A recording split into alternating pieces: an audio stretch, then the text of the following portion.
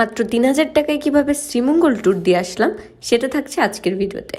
প্রথমে ৫৫০ টাকা দিয়ে বাসের টিকিট ঢাকা থেকে শ্রীমঙ্গলের কেটে নিলাম। তারপরে ওইখানে যেয়ে আমরা একটা সিএনজি ভাড়া করে নিলাম, যেটা আমরা ছিলাম ৪ জন এবং ওটা লেগেছিল আমাদের ১৬০০ টাকা। ১৬০০ টাকা দিয়ে আমরা এই সিএনজিটা সারাদিনের জন্য বুক করে নিই। আমাদের যেগুলো লোকেশন আছে সবগুলো এই সিএনজিতে ঘুরেই আমাদের দেখাবে। সর্বপ্রথম সিএনজি মামা আমাদের নিয়ে গেল বিখ্যাত সেই পানসি রেস্টুরেন্টে, যেখানে যেয়ে আমরা সকালের নাস্তাটা করি। আর যেখানে নাস্তার প্রাইসটা ছিল খুবই কম।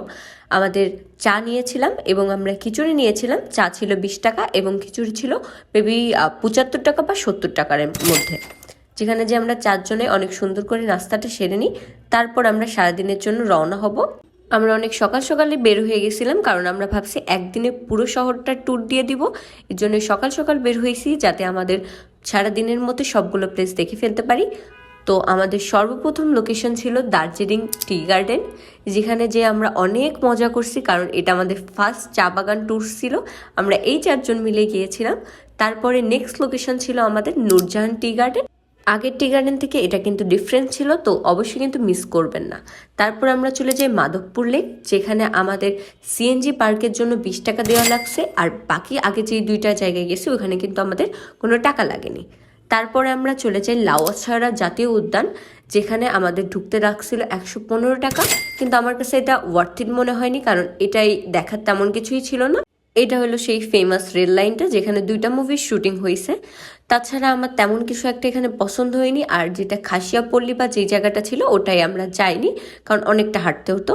তারপর আমরা দুপুরে লাঞ্চ করতে আসি। এখানে আমরা ৫ জন মতো লাঞ্চ করছি, সেখানে আমাদের ১,০০০ টাকা লাগছে। তারপর আমরা চলে যাই লাল পাহাড়ে। আর আমি বলবো আমার শ্রীমঙ্গল ট্যুরে এটা ছিল একটা বেস্ট প্লেস। এটা যদি আপনারা মিস করেন তাহলে কিন্তু শ্রীমঙ্গল ট্যুরটা একদমই বৃথা হয়ে যাবে। তো অবশ্যই কিন্তু আপনারা লাল পাহাড়টা চেক আউট করবেন।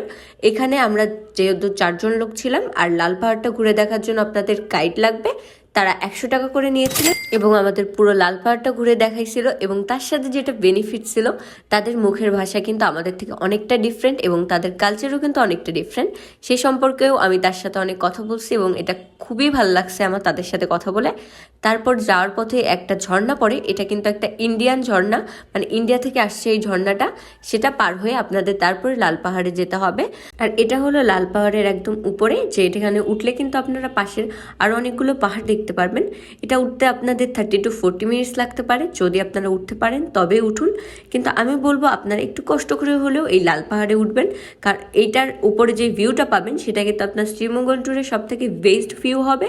আর এর উপরে একটা মন্দির আছে, আপনারা যে ওখানেও ঘুরে আসতে পারেন। আর আরেকটা কথা, সেটা হলো আপনারা চেষ্টা করবেন সন্ধ্যার আগে এখান থেকে ফিরে আসার, কারণ এখানে কিন্তু অনেকগুলা শিয়ালের উপদ্রব আছে, যেটা আমরা ফিল করছি এবং ভয়ও কিন্তু করতেছিল। তারপর ওইখান থেকে আমরা যাই হলো লোকাল শপিং মার্কেটে, যেখানে যে আপনারা নাস্তা করতে পারবেন এবং টুকটাক কেনাকাটাও করতে পারেন। তারপর আমরা আমাদের হোটেলে ফিরে আসি, যেটা কিন্তু আমাদের ৪ জনের জন্য ১৫০০ টাকা লাগছিল। এটাই ছিল শ্রীমঙ্গলের ছোট্ট একটা ট্যুর। Tata, by.